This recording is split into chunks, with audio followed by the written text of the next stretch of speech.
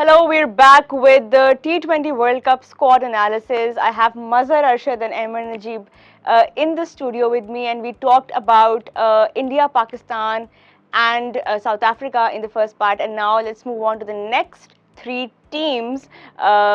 Mazhar, पहले जो हम टीम जिसका हम एनालिसिस करते हैं, let's start with Australia, perhaps one of the most balanced teams of the World Cup. Title भी अपना डिफेंड कर रहे हैं, होम कंडीशंस में भी खेल रहे हैं. ओवरऑल इनका स्क्वाड कैसा लग रहा है? स्पेशली मैं आपसे जानना चाहूँगी टिम डेविड, जिनकी हमने काफ़ी बात की, हमने we have seen a lot of him, उनका इंक्लूजन भी हुआ है, तो ये क्या ओवरऑल उनकी स्ट्रैटेजी होने वाली है with someone like Tim David? देखिए, ऑस्ट्रेलिया की जो प्लानिंग है वो ज़्यादा डिफरेंट नहीं लग रही, उन्होंने ज़्यादा चेंजेस भी नहीं की. उनका एक एक्सपीरियंस हैवी स्क्वाड है और लास्ट टाइम भी हमने देखा था कि जब वो वर्ल्ड कप जीते तो उनके जो मोस्टली जो प्लेयर्स थे वो 28-30 साल से उनकी एज ज़्यादा थी.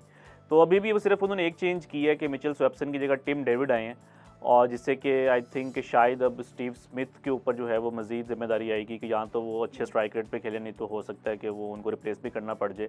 एक जो उनको ऑस्ट्रेलिया को मुश्किल आ सकती है वो ये है कि कैमरन ग्रीन जो हैं वो अभी इंडिया के अगेंस्ट उनकी काफ़ी अच्छी परफॉर्मेंसेस थी, उन्होंने ओपन भी किया, लेकिन वो स्क्वाड के अंदर नहीं है.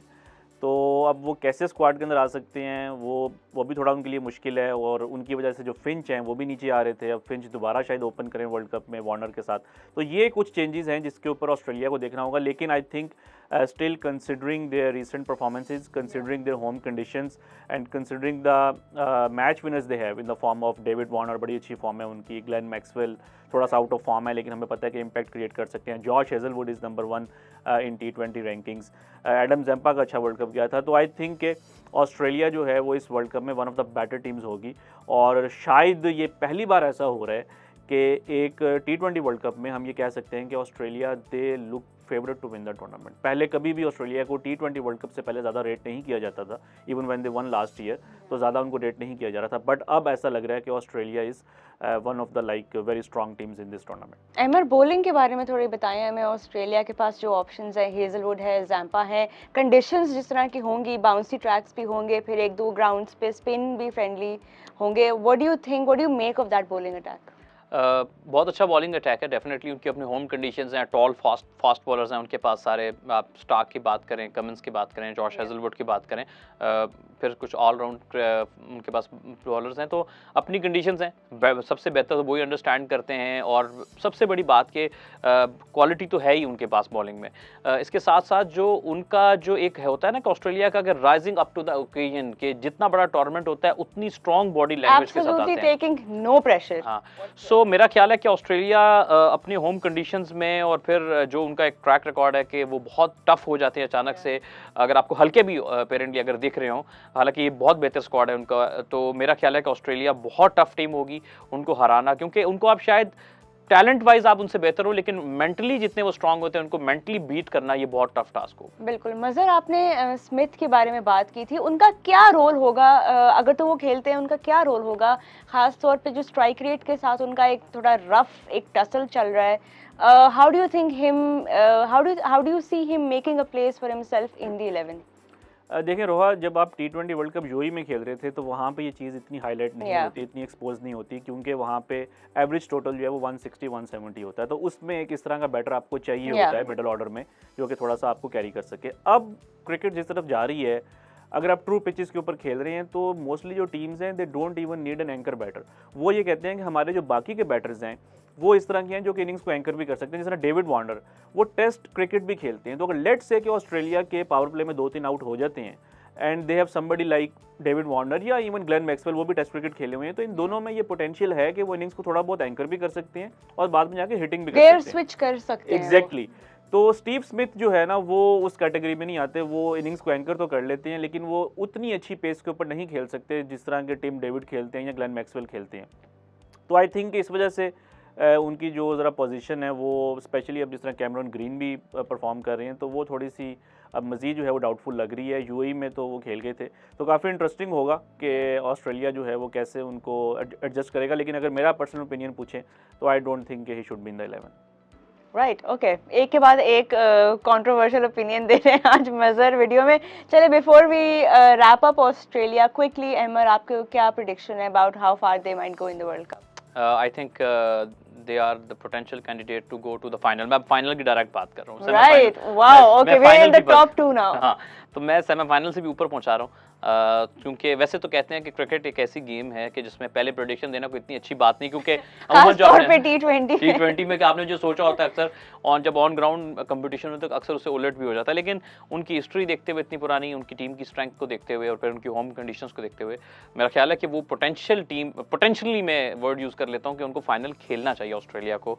उनके पास वो सब कुछ है जो कि किसी एक टीम के पास उन गिवन कंडीशंस में होना चाहिए। तो स्पेशली मैथ्यू वेड की आप फॉर्म देख लें, बैक एंड पे किस तरह से वो खेल रहे हैं। टिम डेविड का एडिशन हो गया है, फास्ट बॉलिंग बहुत तगड़ी है, स्पिनर्स बड़े डिसेंट है उनके पास, ओपनर्स अच्छे हैं। एक प्रॉब्लम जो मुझे इसके साथ आ रहा है, मैं छोटे से उसको हाईलाइट करना चाहूंगा, वो एरन फिंच है। उनकी रिसेंट पास में कोई इतनी अच्छी परफॉर्मेंस नहीं है। फिर ऑर्डर का भी जिस तरह मजर ने भी डिस्कस किया था। सो मेरा ख्याल है कि उनके जो कैप्टन है फिंच, वो थोड़े से यानी उनके माइट भी कि वो एक अच्छे टच में आ जाए, आपको एक इनिंग्स चाहिए होती है, लेकिन वो छोटा सा एक और कंसर्न में से एक कंसर्न जो होगा वो उनके कैप्टन फिंच भी होंगे। डू यू एग्री विद एमर? जी, आई थिंक, लेकिन ऑस्ट्रेलिया की एक अच्छी बात ये है कि वो जो है, एक होता है ना लकीर की फ़कीर हो जाना, कि जो हम कर रहे हैं अब हमने इसी को करते रहना है। अगर फिंच ने सारी ज़िंदगी ओपन किया तो अब ओपन ही करेगा, वो चीज़ उसमें नहीं है। तो आपको बाज़ औक़ात इमोशन से हट के सोचना होता है। तो अगर फिंच उनके कम्बिनेशन में नहीं आ रहे थे तो आप देखेंगे पिछले मैचेस में उन्होंने नीचे आके बैटिंग की है, 4 के ऊपर आए, नीचे आए। हो सकता है यही काम वो वर्ल्ड कप में भी करें। हालांकि अगर आप आईसीसी रैंकिंग्स देखें तो Finch is still there highest rank batsman, I mean from Australia. David Malan का हमने देखा था, he is England's highest rank batter, but in the last game England ने उनको नंबर 3 पे नहीं खिलाया। वो लाहौर में जो आखिरी मैच हुआ था उसमें मैन ऑफ द मैच थे, बट इस मैच में उन्होंने उनको नंबर 7 पे कर दिया। But it's not an insult to David Malan और फिंच। टीम की रिक्वायरमेंट आपने देखनी होती है। तो आई थिंक कि फिंच ये बल्कि एक पॉजिटिव साइन है ऑस्ट्रेलिया का कि वो अपने बैटिंग ऑर्डर को जो है वो इतना शफल कर रही हैं कि टीम की जो रिक्वायरमेंट है वो क्या है। तो आई थिंक कि ऑस्ट्रेलिया जो है वो सेमीफाइनल के लिए शायद सबसे ज़्यादा स्ट्रॉन्ग टीम लग रही है। राइट, चलें, मजहर ने सेमीफाइनल और अहमद ने फाइनल तक का टिकट दिया है ऑस्ट्रेलिया को। Let's see how they fare. Of course they do look the strongest right now और टाइटल भी डिफेंड कर रहे हैं, होम कंडीशंस में भी हैं, and always prepared for these big tournaments, always looking the least under pressure, which is I think the most important thing when you are playing a world cup. So good luck to them. Let's move on to our next team, which is England, the number 1 ranked team in the T20 format. Emma, overall, how do you see this England squad giving a tough competition to the other teams? I think अगर आप बात करेंगे कि batting की resources की बात करें कि किसके पास सबसे अच्छे T20 रिसोर्सेज है बैटिंग में, तो आंखें बंद करके मेरे ख्याल में कोई भी एक कह सकता है कि इंग्लैंड के पास सबसे बेस्ट T20 रिसोर्सेज हैं, specially in the batting department. आप नंबर 1 से लेके बैटिंग हैवी है, काफ़ी ज़्यादा खत्म ही नहीं होती और सब मतलब एक से एक स्ट्राइक रेट का प्लेयर है। मतलब एक जाता है तो ऐसा नहीं होता कि यार ये 2 को आउट कर लो तो बाकी आपके लिए ईजी हो जाएगा। तो आई थिंक इंग्लैंड, मैं ये कहूँगा कि one of the toughest team होंगी इस वर्ल्ड कप में।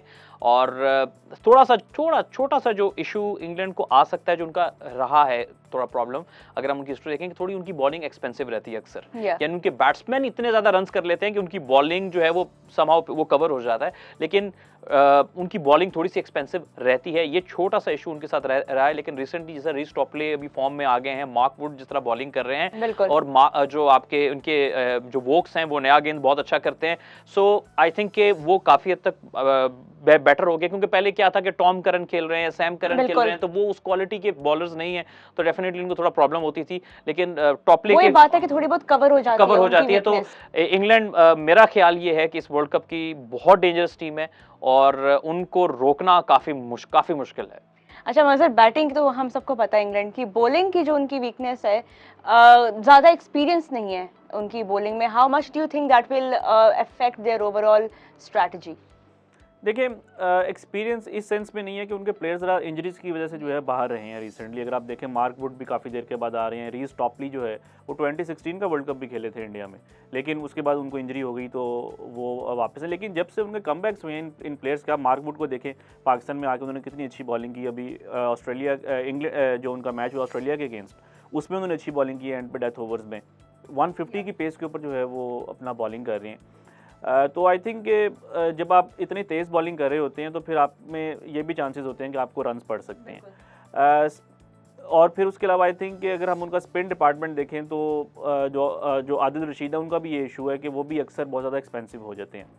लेकिन आई थिंक T20 एक ऐसा फॉर्मेट है कि जिसमें अगर आपकी बॉलिंग वीक हो, अगर आपकी बैटिंग स्ट्रांग हो, तो आप मैचेस जीत सकते हैं। टेस्ट क्रिकेट में ये ऐसा बहुत कम होता है कि टेस्ट क्रिकेट में क्योंकि आपने 20 विकेट्स लेनी होती हैं, आपको एक स्ट्रॉन्ग बॉलिंग अटैक चाहिए होता है to be a good team. But T20 में अगर आपके बॉलर्स नहीं भी ज़्यादा अच्छा परफॉर्म करें तो आप सिर्फ बैटिंग की वजह से इतना आप रन्स का एक पहाड़ लगा सकते हैं कि दूसरी टीम के लिए मुश्किल हो सके। जो भी हमने देखा है कि आप देखें जॉस बटलर हैं, हेल्स हैं, और I mean somebody like Phil Salt, उनकी जो है अभी प्लेइंग 11 में जगह नहीं बन रही। बेन डकेट वो जो है स्क्वाड के अंदर नहीं है। तो आई थिंक कि जो इंग्लैंड के पास इस टाइम बैटिंग पोटेंशियल है वो आई थिंक किसी भी टीम को किसी भी दिन हरा सकते हैं। अगर उनके बॉलर्स 200 रन भी कंसीड कर दें तो उनके जो बैटर्स हैं उस टारगेट को चेस कर सकते हैं। राइट अहमर, प्रिडिक्शन के बारे में बात करते हैं। आपने भी ऑस्ट्रेलिया को फाइनलिस्ट जो है वो एक पोटेंशियल फाइनलिस्ट डिक्लेयर किया है, सेमीफाइनलिस्ट भी आपने प्रीवियसली बताया है। इंग्लैंड के बारे में, considering how deep they bat, how far do you think they will go? Semifinal का तो कोई मेरे ख्याल में डाउट होना ही नहीं चाहिए इंग्लैंड की इस टीम को, अनलेस के वो कोई इतनी बुरी क्रिकेट खेल लें कि तो पोटेंशियली तो सेमीफाइनल तो होना ही चाहिए। और मैं तो ऑस्ट्रेलिया और इंग्लैंड का फाइनल भी देख रहा हूँ। मैं साथ में एक स्टेप आगे भी चला जाता हूँ कि मैं ऑस्ट्रेलिया और इंग्लैंड का पोटेंशियल के ऊपर अगर मैं सिर्फ बात करूँ तो पोटेंशियली इन दोनों टीमों को फाइनल खेलना चाहिए उन कंडीशंस के अंदर। Mazhar, what do you think? I think England जो है वो सेमीफाइनल के लिए ऑब्वियसली एक स्ट्रॉन्ग टीम है, और अगर उनके जिस लियम लिविंगस्टन है अगर वो भी वापस कम्बिनेशन में आ जाते हैं तो हो सकता है कि समबडी लाइक डेविड मलान हो सकता है उनकी टीम में जगह भी ना बने। तो इतना मतलब कि उनका जो है वो इतनी बेंच स्ट्रेंथ है उनका बैटिंग ऑर्डर बहुत हैवी, मतलब कि हर जो प्लेयर है वो एक से बढ़कर एक स्ट्राइकर है। हेल्स को आप ले लें, बटलर को ले लें, लिविंगस्टन को ले लें, मोइन अली जो है वो चीटिंग कर लेते हैं, हैरी ब्रुक को आप देख लें। और ये नाम जो है हमने इतनी लीग्स में भी उनको देखा है, इनके पास इतना मैसिव एक्सपीरियंस है। तो आई थिंक ये फिर बहुत डेंजरस हो। ये जो प्लेयर हैं जिस तरह हेल्स हैं इनका बिग बैश का भी एक्सपीरियंस है, तो वो भी ऑस्ट्रेलिया इंग्लैंड को जो है वो हेल्प कर रहा है। तो आई थिंक कि हम ये कह सकते हैं कि इस ग्रुप से जो इंग्लैंड और ऑस्ट्रेलिया जो है वो ये दो स्ट्रॉन्ग टीम्स हैं फॉर सेमीफाइनल। चलें, ये तो काफ़ी तगड़ा ग्रुप ऑलरेडी बन गया है। England no doubt a very strong team with those names and with that kind of batting. वही बात जो अहमद ने की कि इतनी स्ट्रॉन्ग बैटिंग है कि जो बॉलिंग की थोड़ी बहुत वीकनेस है, थोड़ी सी इनकन्सिस्टेंसी आई हुई है with some of the bowlers, वो काफ़ी हद तक कवर हो जाती है। बट लेट्स सी, अभी ऑस्ट्रेलिया में वर्ल्ड कप है, हर टीम का हर डिपार्टमेंट जो है वो टेस्ट होगा।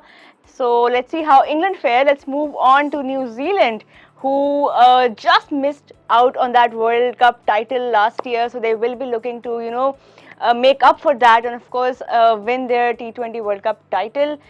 Mazhar, what do you think, New Zealand का squad कितना क्या strength आपको overall लग रही है, considering कि they have done pretty well in major tournaments in the past couple of years? देखिए, न्यूजीलैंड की जो मेजर स्ट्रेंथ है ना वो उनका एक बिलीफ है कि जब भी जो बड़े टूर्नामेंट्स आते हैं, अगर आप देखें पिछले जो 4 वर्ल्ड कप्स हुए हैं मेंस के, 2 ODI और 2 T20, इन 4 में से न्यूजीलैंड की टीम ने 3 फाइनल खेले हैं। वर्ल्ड कप 2015 का फाइनल खेला, 2019 का फाइनल खेला और फिर लास्ट टाइम 2021 का फाइनल खेला। तो हमेशा जो है ना वो ICC इवेंट्स में न्यूजीलैंड अपने आप कह लें कि they always punch above their wait.